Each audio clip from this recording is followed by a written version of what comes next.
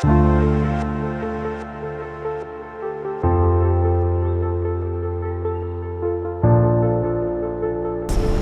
you very much. I'm Brian Jones. I'm the British High Commissioner to Fiji, and I've lived here in Fiji for around 2 years now. Before that, I was High Commissioner to the Solomon Islands and lived in Honiara.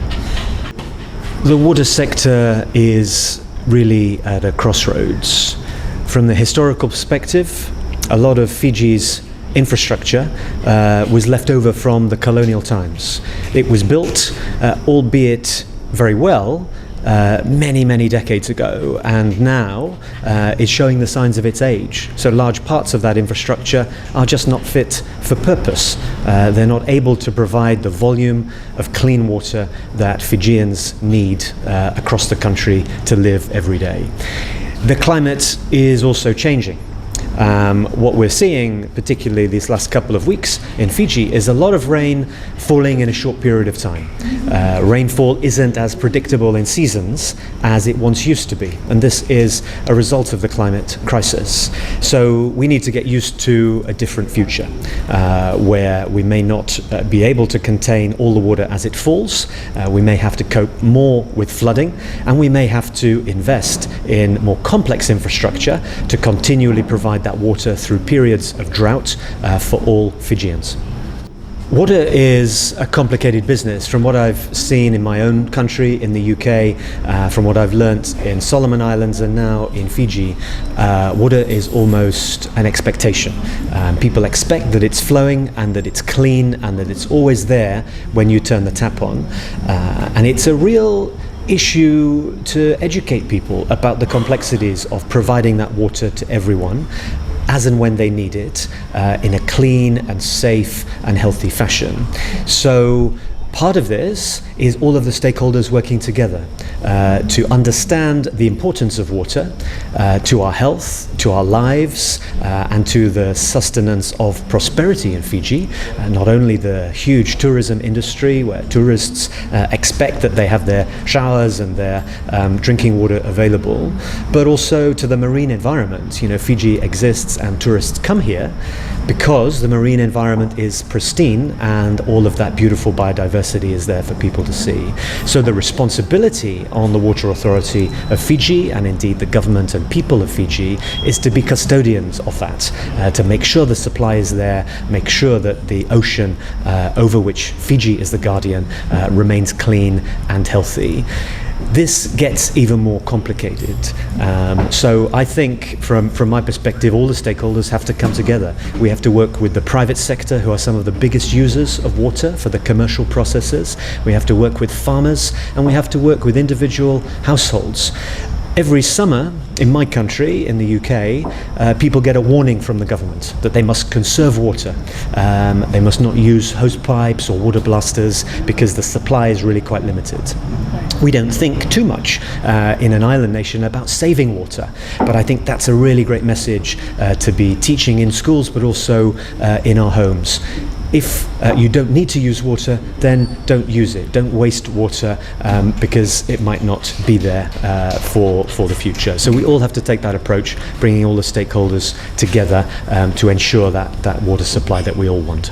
It's really clear around the world that women bear the disproportionate burden when it comes to the collection of water in some parts of the world where there isn't a piped service, some parts of Fiji where there isn't a piped service, for the washing of clothes, for the maintenance of the home, for providing water for cooking for their families. These are historical responsibilities placed on women. And so when we're talking about fresh water and water supply, the burden on women is really great.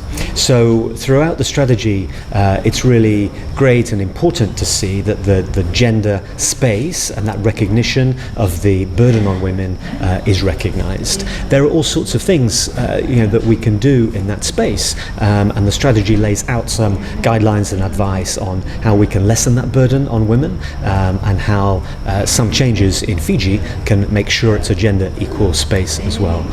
As I said, climate change also has that burden on women. They're the ones who have to take care of the home, take care of the kids in more traditional settings. And when there is a climate crisis, that means the flooding, high tides, droughts for long periods of time, guess where that burden sits? It's traditionally on women. So being conscious of that, as I've seen in the strategy, is really important, because if we're conscious of it, then we can work to manage it and we can make the whole sector much more equal. The final point I'd say is about women engineers and the importance of teaching girls in school that they can be the ones who are designing our future water sector. They can be the ones who are the engineers, they can be the directors, they can be the next chief executive, and really opening up that sector, because there aren't enough women in the science, technology and engineering sector. So Water Authority Fiji is taking that responsibility to go out there to girls and women, and it's great to see some of the senior women in Water Authority Fiji, that you can do it, you can be part of this, and you can bring your perspective as well as your skills to a really important sector. Thank you so much for coming. It's a real pleasure after a busy, wet working day to have so many of you coming to enjoy what I hope is going to be a really interesting discussion and a relevant discussion.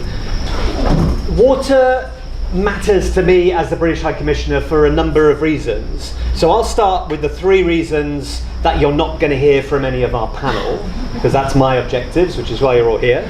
And then we'll talk about the subject today. So the first one is critical national infrastructure, which some of you might know about and think about. But 2022 was the worst year on record for attacks on water systems and water infrastructure. There were 228 water-based conflicts going on in the world between 2022 and 2023. And what we see at the moment with Russia's invasion of Ukraine is the targeting of water systems by the use of cyber attack and by direct missile attack on Ukraine's own systems. So water as a common good and a human right is also being targeted as a weapon of war.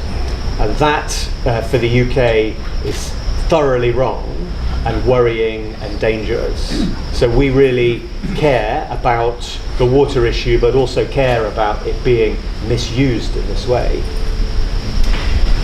For women and girls, traditionally around the world, women bear the responsibility in the household, in the rural areas, for collecting water, for using it, and for making that water safe for their families. In places without access to piped water, we know that girls therefore have less access to safe education, safe sanitary hygiene in schools, to wash facilities, and the educational potential of those girls is damaged by that. So water is really vitally important for ensuring that our women and girls have equal access to all of their potential to rise into positions of power. And finally, the climate point. We can tell this last couple of weeks, but certainly if you look back into 2023, rainfall distribution and intensity is changing. And our scientists tell us that is a direct result of the damage we've done to the climate. We're getting more rainfall falling in more intense periods in shorter spells of the year, which means there's more flooding, there's less ability to contain water for distribution during the droughts, and the job of authorities like Water Authority of Fiji gets much more difficult. Floods bring bacteria and soil and pollutants into the supply, contaminate the supply and damage the infrastructure. People require fresh water the whole year round, irrespective of whether there's a drought or whether the reservoirs are empty. So as part of our adaptation and our mitigation to climate change, we've all got to think differently about how we invest in our infrastructure. But also the less obvious part is how we save water, because it might not be possible to build reservoirs big enough to store the water as it rains for the whole rest of that year and that season. So we need to think in our homes, in our schools, in our businesses and our enterprises, how to save water, how to use water as if it is a precious resource, which we all know it is. And that, for me, is a huge education challenge and a huge story for everyone, not only in Fiji and the Pacific, but in the world to absorb. So that's why water matters to me and my job and for the United Kingdom. It's a real pleasure to have the Chief Executive and the PS and all of our esteemed experts, operators, enthusiasts in the room today. One of the conversations I just had was about the disproportionate impact on disabled people of access to water, not only in the difficult maritime islands, but also here in Suva. That impact on people to be able to go to collect their own water when it isn't in their home is really challenging. They have to rely on friends or family or the CSO sector to help them with that. So the strategy will bring out these issues. It will talk to the inequalities, it will talk to the future action that we all need. So again, thank you for coming out tonight. This is the first of 3 sessions like this where we're going to explore the issue of water in Fiji in more detail. I'll be around afterwards for some sweets and some more snacks and to talk to you about what you've understood and some of the fascinating topics. But again, welcome to the British High Commission, and I welcome those who are going to sit on the panel to take their places, and let's go. Manaka.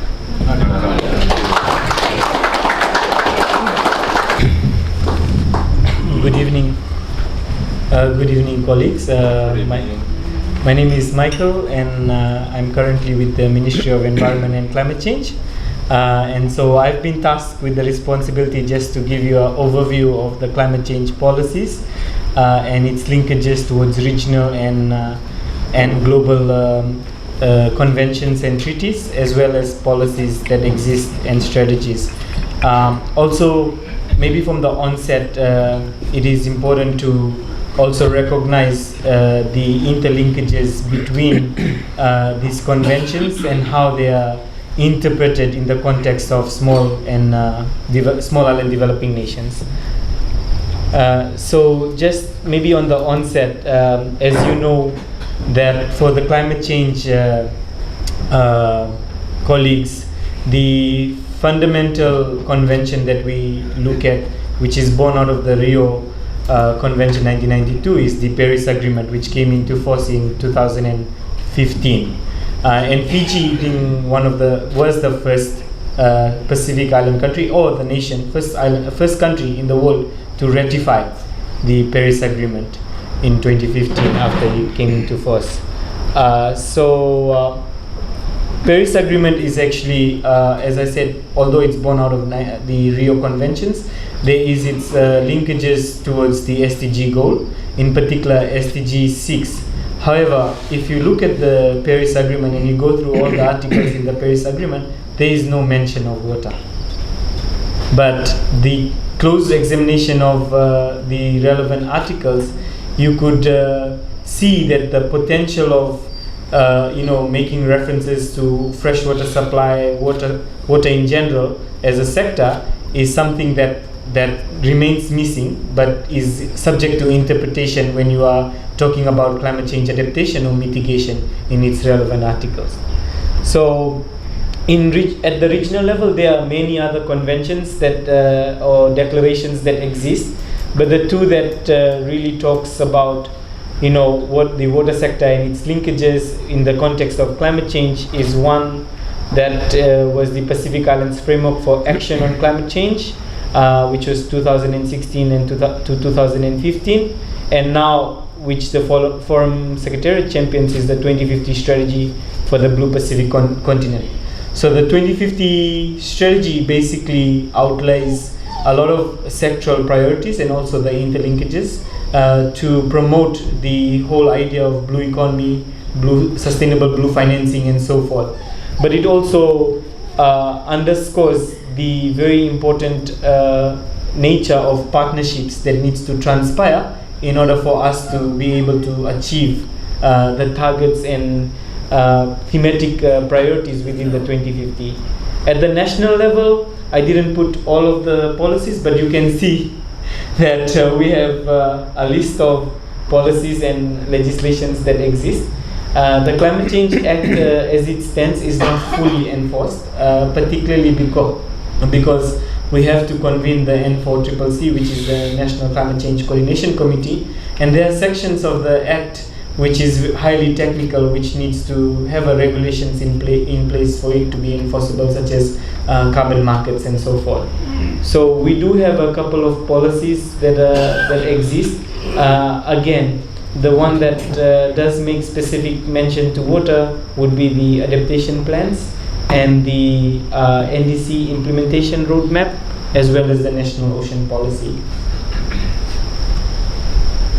So what does the IPCC's latest report say? So the IPCC, again, is one of those reports that are prepared by scientists and a very highly technical team, which makes references to impacts of on adaptation and vulnerability. So this chapter in particular on impacts, adaptation and vulnerability talks about the vulnerability that will the vulnerability that will actually happen as a result of rising sea levels. And how regions and people will have constraints as a result. It also makes references to PSEADS or Pacific Island seeds in particular. It does not particularly mention or make references to the different types of ecosystems, but what it does say is the targets that have been set out. So the premise of Paris Agreement was pretty much on the 2-degree target, as you know. And for us in PSEADS or Pacific Island, Pacific Small Island Developing States, our threshold was 1.5. So we've been continuously in these negotiation rooms trying to ask countries to, peg global temperatures to 1.5. But I'm not sure if anybody in the room knows what's our current global temperature rate sitting at. So we have quite clearly surpassed the 1.5, and we are, with the current rate of carbon emissions and the way market systems are operating as it is, we will not reach the 2.0 degree target even by 2030. By 2028, we will have surpassed the 2.0 target. So this has been the kind of conversation that's happening in the international space, and of course there's again this report that just looks at rise in sea level but does not specifically talk about what happens as a result to regions like ours where our freshwater systems are infiltrated due to rising sea levels, what it happens to communities, how communities are forced to relocate. So the realities, contextual realities, are really not captured in such global reports. So just coming back to in terms of the priorities that exist in terms of the Fiji's legislations on climate change, it's around. It talks about, as I mentioned, on long-term threats to water security. It also looks at the importance of marine environment to tourism and food security. We do contextualize it to look at the coastal erosion issues. And then we also look at the market dynamics as well, which tries to talk about how competition, and we just talked to WAF today around some of the market issues that continue to exist, that brings a lot of risk factors to the water supply issues because of the supply and demand constraints. This is again, as I mentioned, in terms of the sea level trends and how I have indicated that we are not going to be within the 1.5 degree or 2.0 degree target of the Paris Agreement. I will not go into this, particularly many of you have seen different types of indices. This is one such indices that has been captured in a national report, a regional report, and we've been quite constantly debating the statistics that is reflected because of factors like the sectors and the sector information that is not adequately captured and analyzed. Bringing it back home, as I mentioned to you, that we do have a national climate change policy, and as our act is currently being under, has to be fully enforced. What the climate change policy does acknowledge is that to build a resilient and prosperous Fiji, in which the well-being of the current and future generations is supported and protected by socially inclusive, equitable, and environmentally sustainable net zero emissions economy. Again, a lot of big words, but we really have to, walk the talk, meaning we need implementable actions in communities that address those thematic areas I have just described in my earlier slide. In terms of the Act, like I said, there is a very big premise on intergenerational equity. I think it comes back to the conversation that we are going to have going forward, where we talk about why it is important that we have actually borrowed this earth from the generations to come, and we are only here for a certain period of time. So we must do our best in all our efforts to ensure that we are looking at it from a cross-sectoral approach to the issues that we are presented with, and not with a single lens all the time, which is currently what's been the development issue, because it's so siloed and there is no pragmatic thinking around how we can do packet support, particularly in communities that have issues of water access, issues black spots, communication black spots. We are just addressing the communication black spot without understanding all the priorities that this rural community is faced with. In terms of Climate Change Act, in terms of implications for environmental impact assessment, I will not go into it. There are a lot of experts in the room. Sandeep is here as well. She can go into it as well. She is a former director. But it's important that we need to acknowledge that everything is done from a lens of protecting and conserving the environment as well. So it's not only providing access to clean and safe water, but ensuring that the environment is not compromised in the process of doing so. So that's it for me, and I will pass it over to the next speaker. Thank you.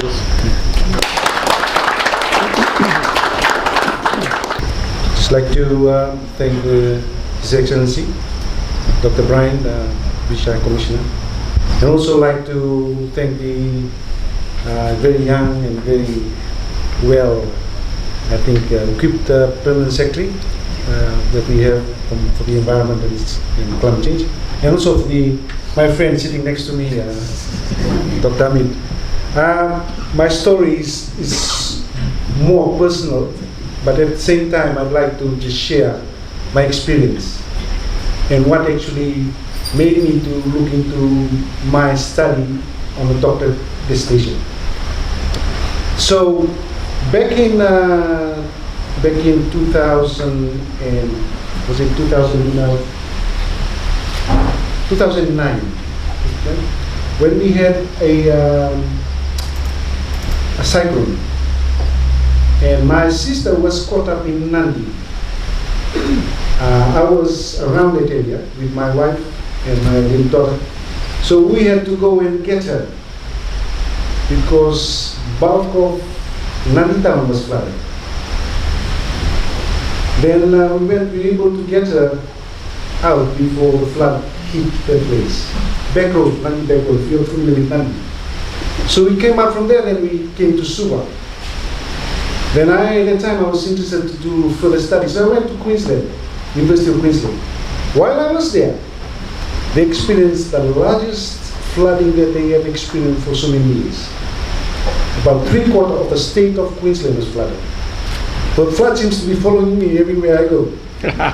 So I found it quite interesting, and that actually got me to really look into what are the underlying issues that cause some of these water problems.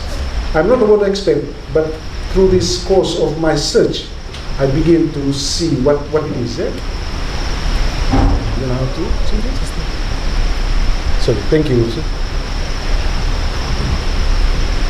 And one of the areas that I thought would be interesting to see the source of drinking water for Lautoka, Singatoka, Nandi, I think Batu to some extent, the Baturu Dam. All along I thought Baturu Dam was like a hydropower, but it's not, it's for drinking. And one of the things that I find Water Authority is based up here is that there are a lot of communities, a lot of land use activities, as well as the important industries like the hotel industries are all located in this catchment, which we call Nandi catchment. And this is something that I'd like to just look at the socio-economic aspect of it in terms of water management, and in terms of what we're going through now at the moment is some of the extreme climatic events due to climate change. Just to give you some outline of catchment, this maybe need to be updated. It's quite old, but just to give you type of, in terms of areas, square kilometers, and the percentage of areas which different land use practices cover in this catchment. I don't want to dwell into the details of data, but you can see it for yourself. So forest, sugarcane is 18, and grazing 18. So these are areas which, when you have grazing sugarcane, what you don't have is those plants and vegetation that actually helps reduce soil erosion. It's quite so one of the things that I'd like to also look at, who are the people that are involved in this?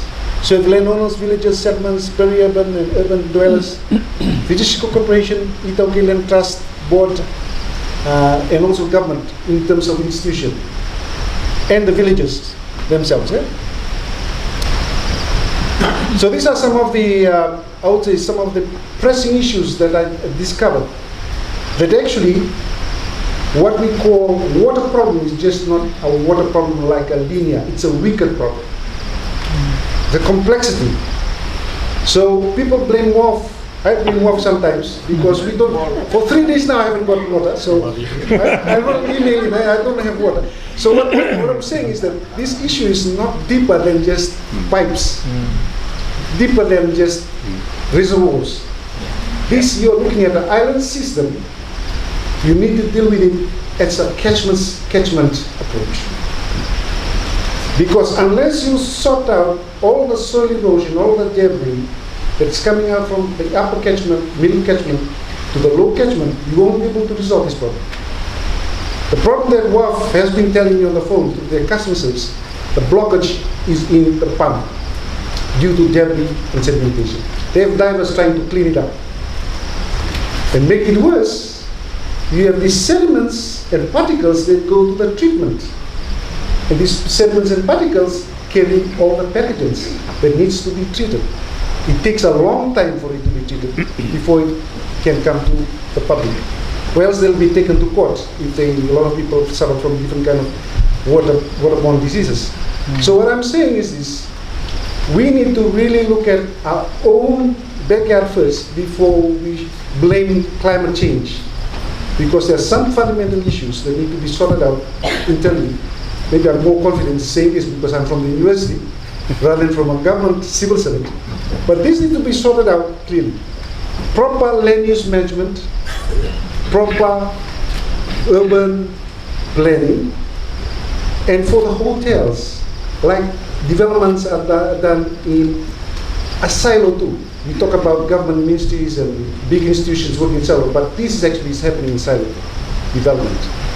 There's no master plan that looks at all the various types of development happening in this country. And I'd like to emphasize the point that water authority or any water utility institution would struggle if this continues in the next 50 years. And I hope this water sector strategy will be looking at it not from just the infrastructure, the engineering, but the full holistic management of water resources in this country. Sorry, my colors are. So I think I better just stop there. Just to conclude, one of the things I've actually like to highlight, there are different ways to resolve these issues. And I think one of the most critical ways is not only just looking at water authority or through the strategy to resolve it. We need an integrated approach, where water is part and parcel of all line ministries, of all people that are involved in any direct or indirect way that affects water. Once we resolve our own backyard resilience, we'll be in a better position. Come climate change impact, we'll be able to be in a better position to fight it off to some extent. But again, as an island, we will be experiencing more problems of this more in the low catchment. And one of the things I found out when I was doing this work, I went to Nangando. Nangando village is a village close to Waturu then. And the other village is Natawa. And normally when you go to a village, you present a siu-siu, because you want to do some work in the area. Little I knew that their totem is water, wine. In Nangando, there's a Yabusa that's there. In Natawa, it's a Wue, which is a Wuri. But if you say water during that Ngwana session, you'll get these tsunami boats. And I was saying it, I didn't know that I was getting it. Then I realized I shouldn't have said it. When it came to the water, to the Fijian water, I didn't say water, I said H2O. So I used a chemistry and terminology of what water is. So that's why I'm going away. But it's interesting to see that some places in Fiji, in the Tauke culture, they actually have totems like that as water. And to me, that's something that a cultural value of water that doesn't really you see in some of these water management, water strategy. This needs to come out too. How communities perceive or value water. Thank you so much. Hello everyone. I'd like to first thank the British High Commissioner, His Excellency Brian Jones, for being a great host, for hosting this series of talks. And also thank you to my fellow speakers, Piers and Dr. Soa, for setting the scene. I think what I wanted to do in the next few slides is to just give you, sort of narrow it down to the water and water infrastructure and talk about how this relates, the climate change issue relates to our day-to-day operations, our infrastructure. I should also, before I go to my next slide, just quickly want to acknowledge the help from His Excellency High Commissioner of Britain, the help that we've got throughout this journey of developing the water sector strategy, in particular connecting us, the team that was working on the strategy, with Scottish Water. Simon Parsons, who's the Director of Strategic Planning, was really, really helpful in guiding us in terms of what they did in Scotland, and has certainly been a source of inspiration in us developing this document. So thank you, Your Excellency, in facilitating that. So in terms of climate change, the impacts of climate change are actually very simple, and His Excellency kind of covered that in his opening remarks. There are only 4 things we need to worry about, really, and that is rain, drought, temperature, and rising sea levels. It's quite simple in that sense. There are only 4 things. It can't be that hard.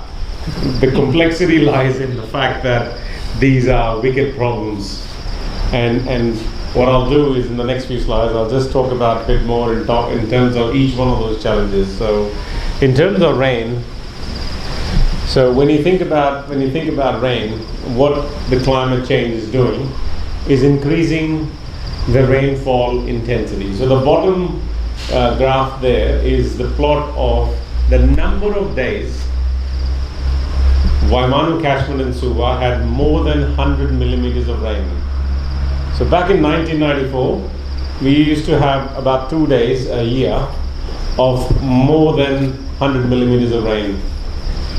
And by the time we came here 2000, I think 2020, we've got to 6 days. And all the projections are the number of days above 100 millimeters of rain are continuing to increase. Now people might say, what's the problem for Water Authority? That means more raw material for you to do your business. It's not as simple as that. So if you look at the graph on the top left, that talks about the relationship between the rainfall and what ends up in the water. So that shows you the relationship between turbidity and the rainfall intensity. So every time the rain intensity increases, the amount of dirt in our river increases as well, and there's an exponential relationship there that is very well understood by science, and Dr. Isoa mentioned that.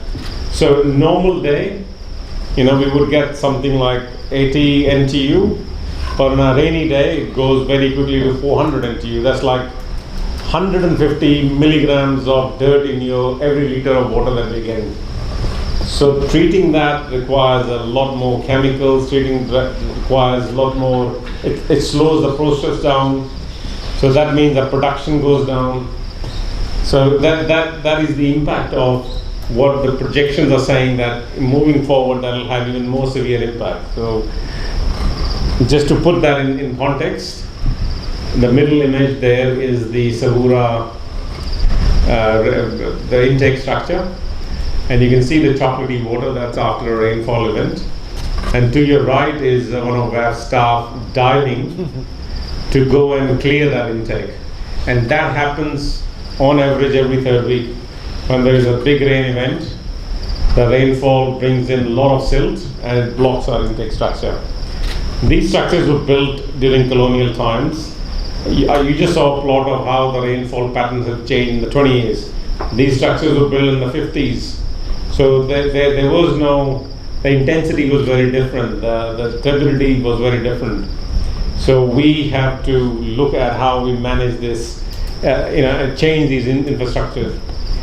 The image on the left, of course, is the rainfall events and what it does when there's rain, the landslides, and it damages our pipelines. We had one last week in Bar. The flood actually damaged one of our water mains, so we had to rebuild that.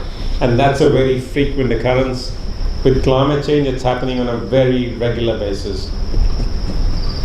And this is the other end of that equation. So, sewage system that is designed to convey wastewater during wet weather. Of course, with illegal connections and the ground when it's saturated and storm surges, gets lots of rainwater gets infiltrated into the sewer system, and you have around sewer overflows, sewage coming out on streets and to gutters, and that happens not because the sewage is failing to do what its job was meant to be. It's because we're using the sewer system to convey stormwater now, and it just was never designed. No sewer system in the world is designed to convey stormwater, and we have lots of illegal connections, and rising sea levels is actually causing a lot more infiltration. So that is now, it's not about some distant future. It is happening today on a daily basis. The other aspect of climate change is the drought. So just very quickly, these three plots are just confirming, based on the data, that the duration and intensity of droughts will increase. For countries like Fiji and other South Pacific countries, the duration and intensity of drought will increase. If I just go to the next slide quickly, and that is what we are observing on ground. So when water systems were built, we knew in the West there is a profound dry period, and that's why there was a dam built in the West. In East, there was more reliable rain patterns. So there was no dam in the East. We always relied on one river system, Waimanu. And it served pretty well. From colonial times till recently, it served pretty well. But the fact that we have no storage and the fact that the drought frequency has already changed, we experienced that in March last year. Those images are the images of our headworks. They ran dry. There was no water in our storages. I mean, cities like Sydney, for example, have 3 years of water demand stores in its dam. We have only a week's worth of storage there. And when we don't get more than 5 millimeters of rain for 4 or 5 days, we start to feel it straight away. Because that's the minimum you need to have some inflow in the river. So that is already on ground reality for us. The third thing in terms of climate change is about temperature. So all predictions are that the temperatures are rising, and we are feeling it already during summer. And as PS said, that the projections are of significant increase. The good scenario, the good case scenario, if the rest of the world tries to do what they have to do, by 2050 the temperature will rise by 0.7 degrees centigrade average temperature. But again, that's already failed, so we can expect a lot worse than that. Now, on ground, what does that mean for us?